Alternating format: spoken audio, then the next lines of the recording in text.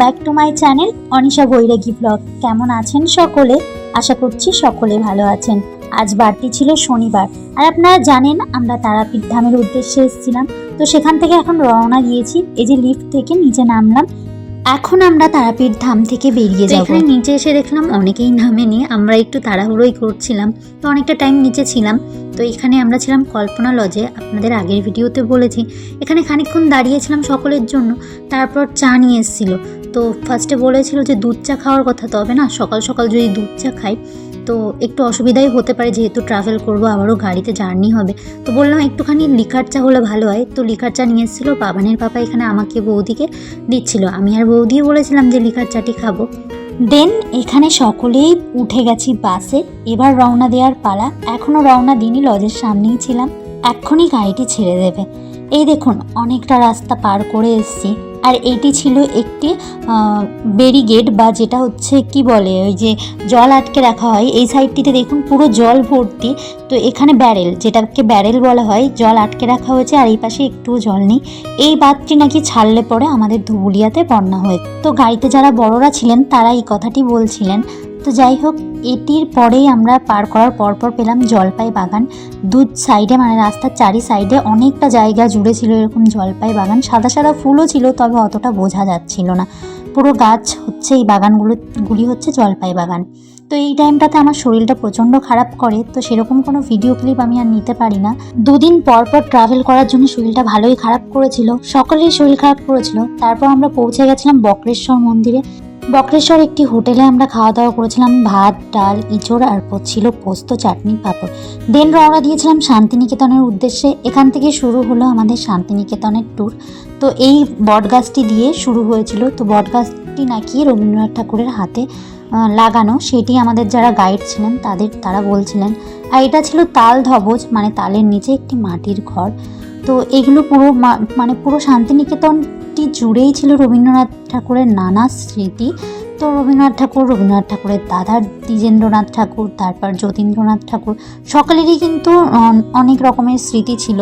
যারা আমাদের সঙ্গে ছিলেন মানে ট্যুরিস্ট গাইড, তো তারা বলছিলেন। আর এটি ছিল প্রার্থনা ঘর, এটিতে নাকি সাদা ড্রেস পরে ঢুকতে হবে, সাদা ড্রেস ছাড়া এর ভেতরে প্রবেশ নিষেধ। তো সেটিই বলছিলেন যে ট্যুরিস্ট গাইড ছিলেন।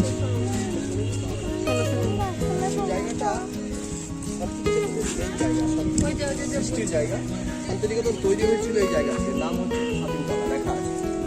রবীন্দ্রনাথ ঠাকুরের বাবা মহর্ষি দেবেন্দ্রনাথ ঠাকুর যখন প্রথম শান্তিনিকেতনে এসেছিলেন, পালকি করেছিলেন, জমিদার মানুষের পালকি নিয়ে যাতায়াত ছিল।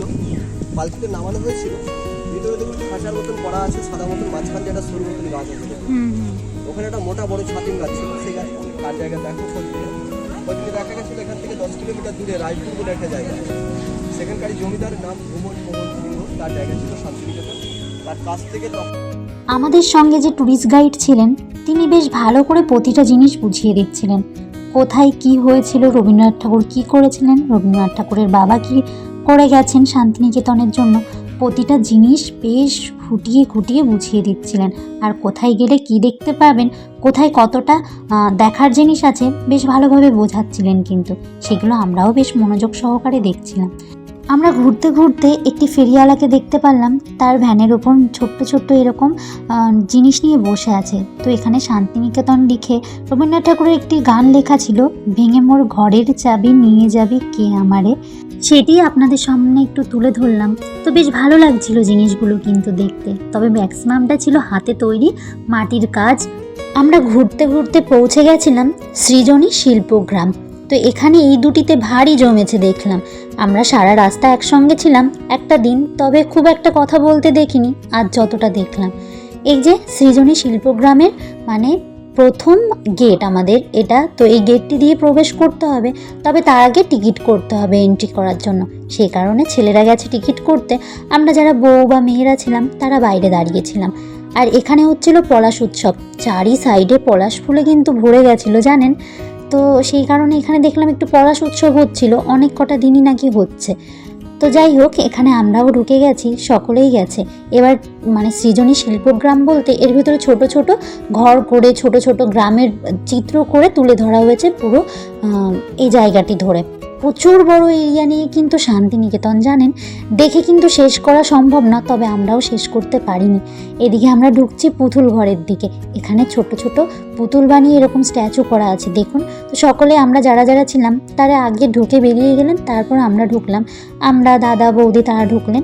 এই দেখুন চারি সাইডে বেশ ছোট ছোট পুতুল করে বানিয়ে রেখে দিয়েছে স্ট্যাচু করে। এদিকে বাবান দেখুন একটু ছুঁয়েও দেখেছিল, আবার এটিকে দেখুন, এটিকে আবার ঝুলিয়ে রেখেছে। আর ওই যে বললাম পলাশ উৎসব হচ্ছিল, তো আমরা খানিকটা আসতেই দেখলাম এখানে নাচ হচ্ছিল, গান হচ্ছিল, আবৃত্তি হচ্ছিল, বেশ ভালো লাগছিল। খানিকক্ষণ দাঁড়িয়ে দেখেছিলাম, তবে পুরোটা দেখার সময় নেই, যে বাড়িও তো ফিরতে হবে সমস্ত কিছু দেখার পর। এই যে ছোট্ট ছোট্ট ঘর করে তার ভিতর ছোট ছোট গ্রাম তৈরি করা হয়েছে, তার জন্যই এর নাম দেওয়া হয়েছে সৃজনী শিল্পগ্রাম। তো ছোট ছোট ঘরের ভেতর এক একটা জায়গার চিত্র তুলে ধরা হয়েছে। এদিকটাতে দেখুন একটি পালকির ভিতর আবার লাল টুকটুকে বউ রেখে দিয়েছে, ভারী ভালো লাগছিল। ছেড়ে দেব না তোমায় ঈদ মাঝারে রাখবো, ছেড়ে দেব না তোমায় ঈদ মাঝারে রাখবো, ছেড়ে দেব না। ওখানে দেখলাম একজন বাউল গান করছিল, তার গানের সঙ্গে একটু আমি গলা মেলালাম। জানি আমার গলা ভালো নয়, তবে কি বলুন তো, গান গেতে বড্ড ভালোবাসি গুনগুন করে, তাই একটু ওনার সঙ্গে তাল মিলিয়েছিলাম। আর এদিকে এই যে একটি গন্ডার দেখেছে, তো বলছে ডাইনোসরের নাকি গরম লেগে গেছে, তাই ও একটু হাওয়া করছে ডাইনোসরকে। এই যে ছোট্ট মানুষ, ও যেটা বুঝেছে সেটাই বলছে, আবার বলছে আসছি, আমি আবার আসবো। তাই বলে আবারও রওনা দিলাম। চারিদিকে তো অনেক কিছু দেখার আছে, সেগুলিকেই ঘুরে ঘুরে দেখছি আর কি। এদিকে বাবানের পাপা বলছে আমাকে একটি ফটো তুলে দাও। ওর তো ফটো নেওয়াই হয়নি, মানে চারিদিকে আমি এই ভিডিও ক্লিপের মধ্যে আমি তো নিজে ফটো সেরকম একটা তোলাই হয় না, তারপরে ওরও ফটো তুলি না, তাই এই ভিডিওর মাঝে একটি ফটো তুলে দিলাম ওকে।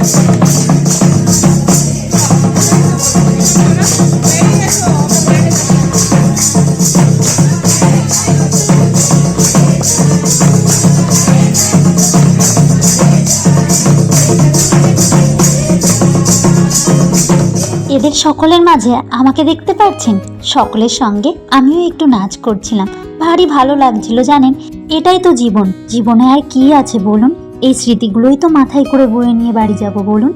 তো চারি সাইডে না দেখুন ছোট্ট ছোট্ট দোকান বসেছে, দোকানে বেশ ভালো ভালো জিনিস ছিল, তবে দাম ছিল দ্বিগুণ। যে এই জিনিসগুলোর যে দাম আমাদের এখানে পাবেন, তার থেকে ডবল থেকে মানে 3 গুণ দাম বলতে পারেন এখানে। তবে দামগুলো জিজ্ঞাসা করেছি, তবে আর নিইনি। আর এদিকে ছিল ছোট ছোট জামা বাচ্চাদের। বাবান গায়ের কিছু পাইনি এখান থেকে, বাবানের জন্য ভেবেছিলাম একটু ফতুয়া নেব, তবে আর পাইনি বলে আর নেওয়া হলো না। আর এখান থেকে বাবানের পাপাকে বলেছিলাম রবীন্দ্রনাথ ঠাকুরের একটি কিছু নিয়ে আসবো আমি, তো সেই মতন ও বললো এটিকেই নাও, এটিই নিয়েছিলাম। আর এখানে ছিল ওই যে নামের যে ব্যানারগুলো হয় বাড়ির সামনে, সেগুলোই রাখা ছিল কাঠের তৈরি। কাঠের জিনিসগুলো ভারী ভালো লেগেছিল, তবে দাম। তারপর রওনা দিয়েছিলাম সোনাঝুরির হাটে। সোনাঝুরির হাটটি দেখুন ভীষণ বড় ছিল, আমরা ঘুরে শেষ করতে পারিনি। তবে ভিডিওটি আজ এখানেই রাখছি, দেখা হবে খুব শীঘ্রই নতুন আরও একটি ভিডিওর সঙ্গে।